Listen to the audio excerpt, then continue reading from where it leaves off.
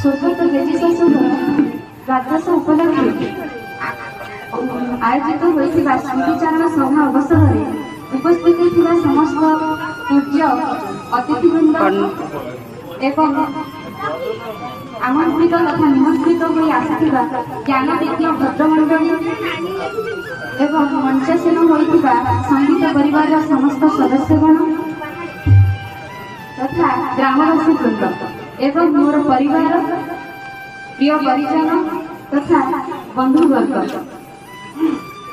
मु स्वर्गत जेजीमांकर ए समयर सर्वकनिष्ठ नातनी बहु गीता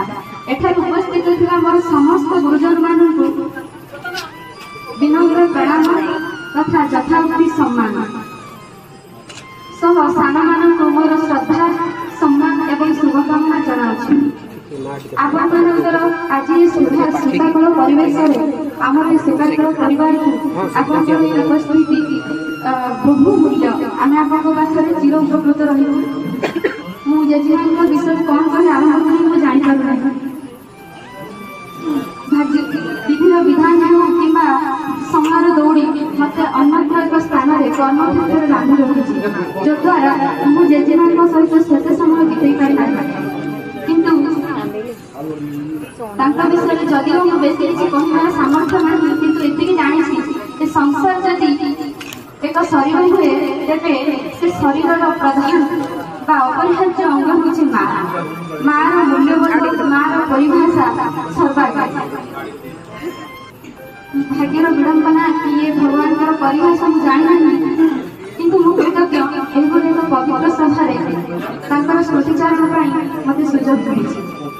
मार जसकीर्ति तो ये विश्व झुंकी